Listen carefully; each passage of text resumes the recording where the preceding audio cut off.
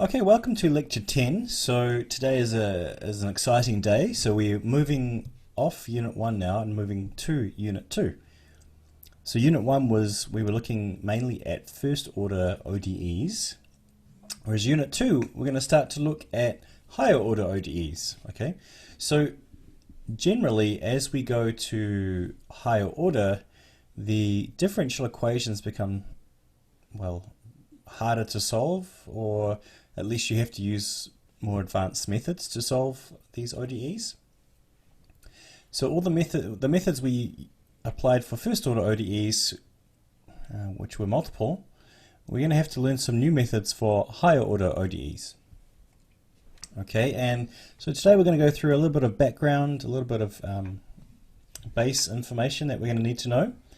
So we're going to cover today the existence and uniqueness for a linear nth order initial value problem. We're going to look at homogeneous equations, and we're going to look at differential operators. Okay, so we're introducing a few new things today. So an initial value problem for a linear ODE of order n, so we've seen this before, but we can represent this initial value problem like so. For a linear ODE of order n, the highest degree of the highest derivative is the nth derivative.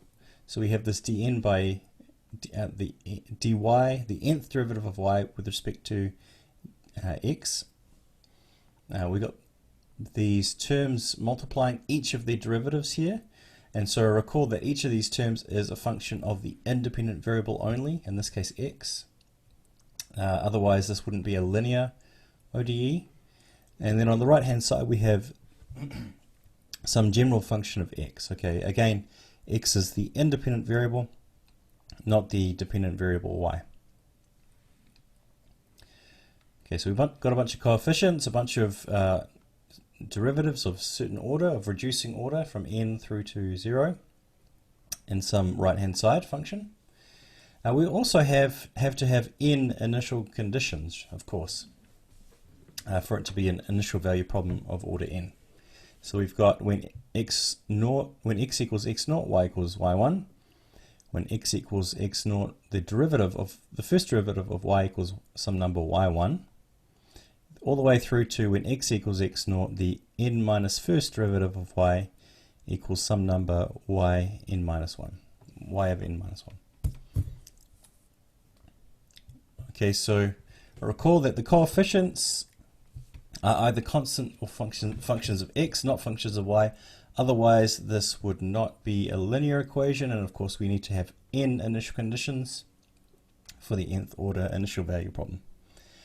So given that we're looking at an linear ODE, or an initial value problem for a linear ODE of order n, we have an existence. We want to know if there exists a unique solution. Okay, so if all our coefficients an minus 1 all the way through to a0, and the function on the right hand side g of x, if they're continuous on some interval, and the first coefficient a of n, the highest degree of the highest derivative, if that is not equal to 0 for every x in some interval, then the solution of the initial value problem exists on the interval I and is unique. Okay, so basically we want to make sure that all our coefficients and our right hand side are continuous in some interval. So let's look at an example. We're asked to find the largest interval for which the theorem ensures the existence and uniqueness of a solution to the initial value problem. The second derivative of y with respect to x plus 1 over x minus 3 times the first derivative of y with respect to x plus the square root of x times y equals log of x. So this is a linear second order ODE. So again, at this stage I really hope that you're able to classify this differential equation here. Y the dependent variable, x the independent. The order is 2 because the highest derivative is a second derivative. All of the coefficients here are functions of x only, not y, so therefore linear, and the right hand side is a function of x only. We also have these two initial conditions that we're going to have to use later on in a further problem. So we're going to identify the coefficients of the ODE explicitly. So the first coefficient in front of the second derivative of y, which we call a2, is equal to 1. So, well, this is not equal to 0, which is good, and it's also continuous for all values of x. So the coefficient in front of the second derivative, we have no problems with at all. The coefficient in front of the first derivative, dy by dx, is 1 over x minus 3, and this is continuous for any value of x not equal to 3. Because, of course, if x equals 3, we have an undefined, well, 1 over x minus 3 is undefined because you essentially have a 1 over 0 situation. Okay, so continuous for x not equal to 3. The square root of x, the coefficient in front of y, which we'll call a0, the square root of x is continuous for x greater than or equal to 0. Okay, we can have the square root of 0 as 0, but we cannot have a negative x in this square root. So this coefficient a0 is continuous for x greater than or equal to 0. And then finally, the right hand side, our g of x function, is the log of x, the natural log of x. And so now this is continuous for x greater than 0. So we cannot have x equal to 0 here. Okay. So in summary, x cannot be equal to 3, x cannot be equal to 0, x has to be greater than 0 as well. Okay, so our initial condition given here is x naught equals 1. Okay, so x equals 1 is not a bad point over here, where x equals 1 works here because we get 1 over 1 minus 3 is not diverging, it's continuous. We get the square root of 1 is just 1, so this is continuous. The log of 1 is continuous as well, 0. So therefore there's no problem with this point here, so we are going to have a unique and exact we are guaranteed the existence of a unique solution to this initial value problem in some interval, and that interval obviously has to contain the point x naught equals 1. That interval can't go below 0, in fact it can't even be 0, but it can go infinitely close to 0, and it also can't touch x equals 3 either. Okay, so we can't increase to the point x equals 3. So therefore a unique solution exists on the interval 0 to 3, where we're not including these points 0 and 3. If we had changed our initial condition to x naught equals 4, so our initial point was x equals 4, then a unique solution would be guaranteed to exist on the interval 3 to infinity, because we could reduce this 4 until the point x equals 3, and then we have some problem with a1, and then every other, if we increase 4, well, there's no problem with any of these functions as x gets larger and larger. So we have if the initial condition was y at x equals 4 and y prime at x equals 4, then we would have a unique solution guaranteed to exist on this larger interval here.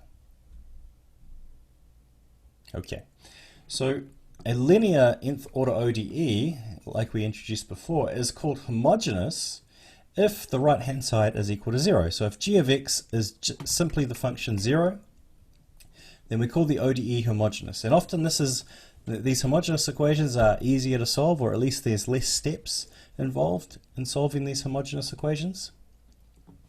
And of course, if g of x is not equal to 0, if it's equal to anything else, including a constant, then we say the ODE is non-homogeneous.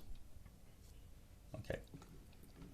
So we've seen this definition before, but let's just reintroduce it again because it's going to come up again and again in Unit 2. Okay, good. So please enter this into your memory. Homogeneous if g equals 0, if the right hand side equals 0, non-homogeneous otherwise. Okay, so we want to introduce something new now as well. So I want to introduce differential operators. So this is again often a useful way to represent ODEs. It's certainly quicker than writing lots of derivatives everywhere, but it's also useful for other reasons which may become apparent later in the class. So we can represent derivatives using what we call big D notation. Okay, so in other words, instead of writing dy by dx, we can instead write big D of y. And so this is just telling us, this big D of y is saying take the derivative of y with respect to x. Okay, and why this is useful is that we can represent higher derivatives quite simply using this method. So if we take dy by dx, which we said was d, big D of y, big D times y, and we take a second derivative with respect to x, so we take the derivative with respect to x of this derivative, and we can represent that as d times y, or in other words, simply d squared times y. And of course this generalizes to the nth derivative, so the nth derivative of y with respect to x is just, we can just simply write that as d to the power of n times y. Okay, and well, when we're writing this differential operator notation, the independent variable should be obvious. Otherwise, if it is obvious, if we know y is a function of x, we can just simply write d to the power of n times y. But if you really want to avoid ambiguity, we could also write d to the power of n y of x. So x in these brackets here indicating that y is a function of x. So for example, we could take this differential equation, the second derivative of y with respect to x equals 1 plus x. Okay, this is a linear second order second order ODE, and it's also non-homogeneous, right? So we could write this using this differential operator notation. Okay, so instead of writing this d squared y over dx squared equals 1 plus x, so I could just write big D squared y equals 1 plus x. Okay, and this is going to be useful in a future class. Okay, well, we can define, these d's are just basically representing derivatives. We can define a differential operator, and in fact an nth order differential operator, as some combination of all these derivatives. Okay, so we often use L because, well, it turns out that these differential operators are going to be linear, so we're just going to use L. L is equal to some coefficient times the nth derivative, so d to the power of n, plus some other coefficient, which I've forgotten the x here in that coefficient, but it is a function of x, times d to the power of n minus 1, so the n minus first derivative, all the way through to a1 of x, so another coefficient times the first derivative, plus some coefficient with no derivative attached. Okay, so then if I can write L of y. So if I multiply L by y effectively, then each of these terms individually is multiplied by y, and therefore we take the nth derivative of y, the n minus first derivative of y, the first derivative of y, and we just multiply this coefficient by y. Okay, so the point is we can represent an ODE using a nth order linear differential operator. I haven't shown you it's linear yet, but okay. So this L of y equals 0, this represents a homogeneous nth order differential equation. Whereas L of y equals g of x, this represents a non-homogeneous differential equation. So the key advantage here is we don't have to keep writing out this long differential equation. Basically this left-hand side, this whole left-hand side of this big long differential equation gets replaced by L of y. Okay, so we take the We take this linear, we define this linear differential operator, and then this expression L of y equals 0 represents a homogeneous nth order differential equation, and this expression L of y equals g of x represents a non-homogeneous nth order linear differential equation. So now this differential operator L, it actually turns out that it's linear, okay? So if L is a nth order differential operator, and y1 and y2 are any function that is able to be differentiated n times on some interval, and if we let alpha and beta be some constants, then it turns out that L is a linear differential operator. And so what I mean by that is if I take my two functions y1 and y2 and I multiply them by the two constants alpha and beta, and then add them together, so alpha times y1 plus beta times y2, if I take the differential operator of that sum, then that breaks down exactly like derivatives do. So we, instead of taking the linear differential operator of this sum, we can simply take the sum of the linear differential operators. So in other words, the alpha, well, we can break this into two parts, this L of alpha y1 and L of beta y2, and then because alpha and beta are constants, they also come out of the linear differential operator. So we end up with the linear differential operator applied to alpha y1 plus beta y2 is equal to alpha times the linear differential operator applied to y1 plus beta times the differential operator applied to y2.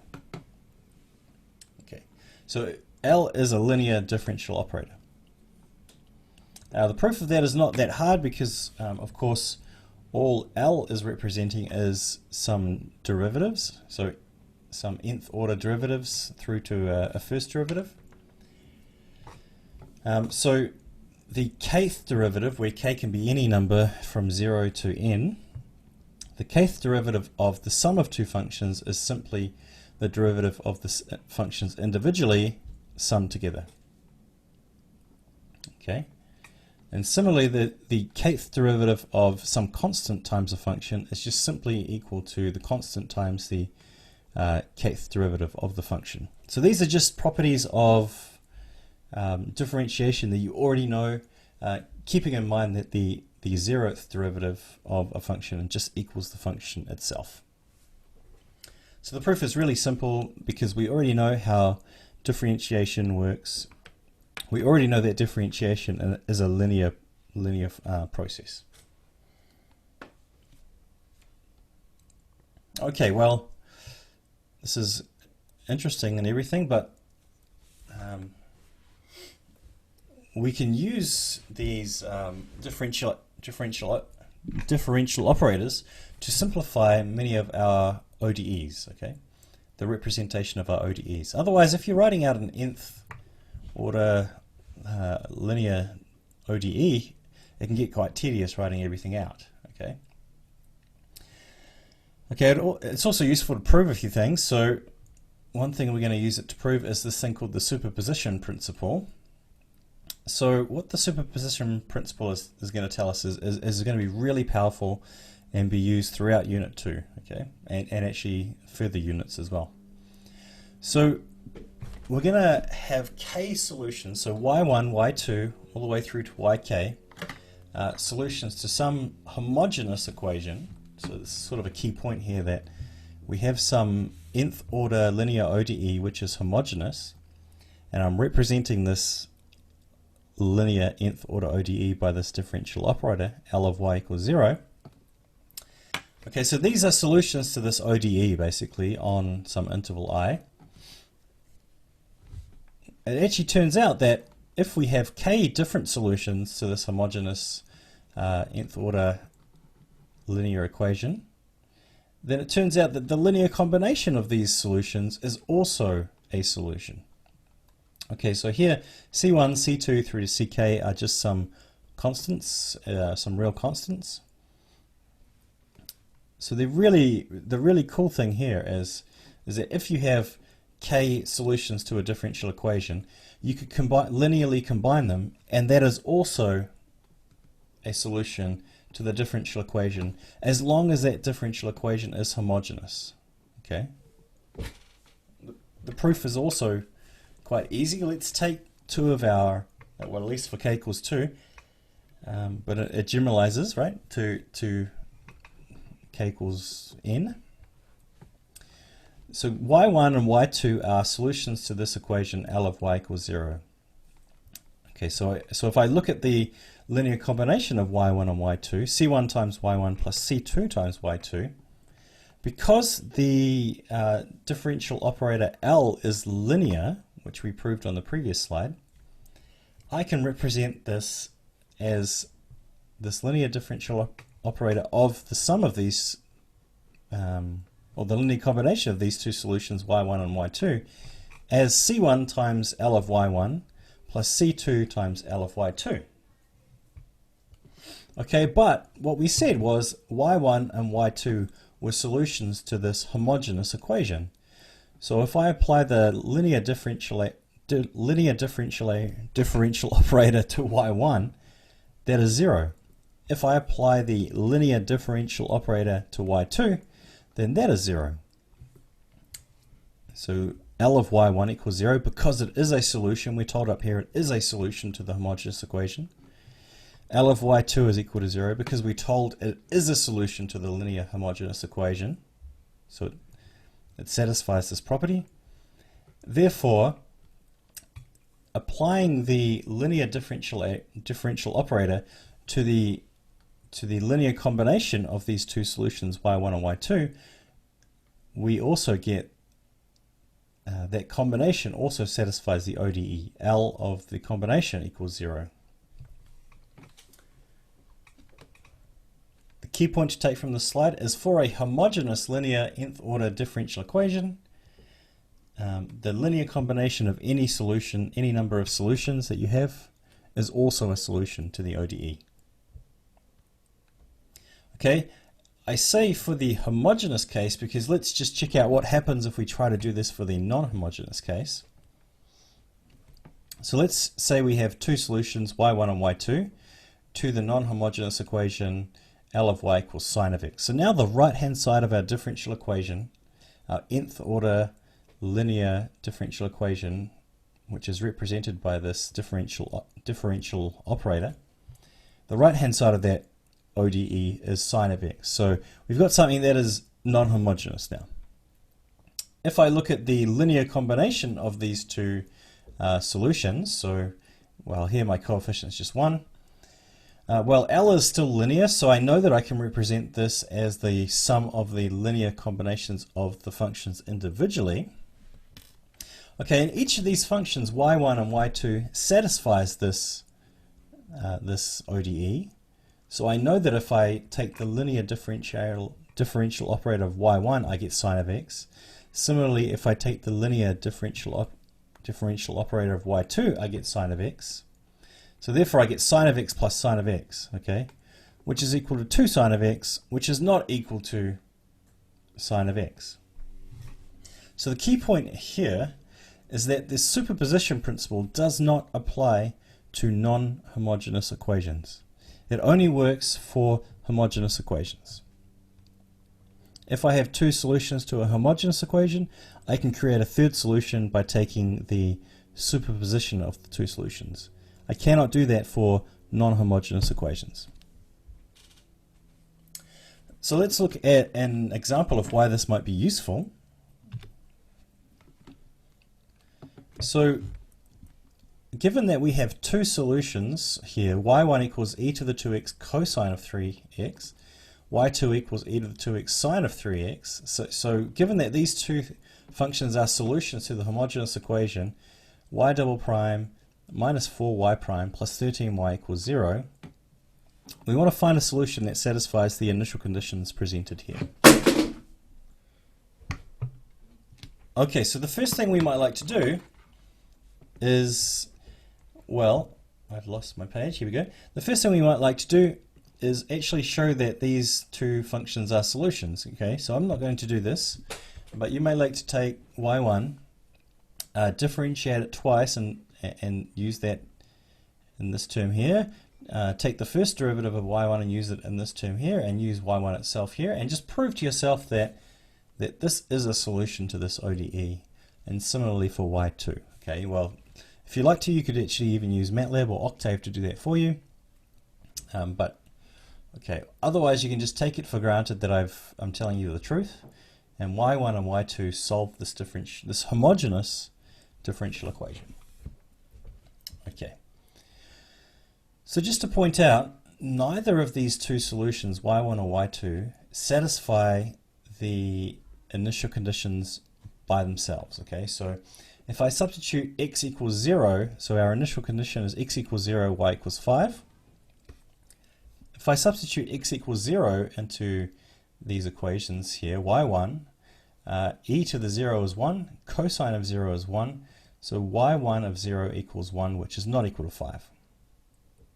Okay, so y1 does not satisfy this first initial condition here, and neither does y2, because we get e to the 2 times 0 is 1, sine of 0 is 0, okay, which is not equal to 5.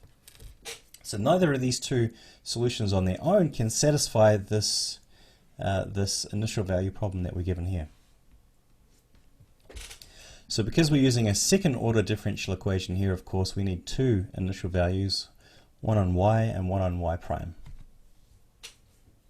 Okay, but we're saved by the fact that this is a homogeneous linear second order ODE, and so because it's homogeneous, we know that we can use the superposition principle to generate a new solution to this ODE.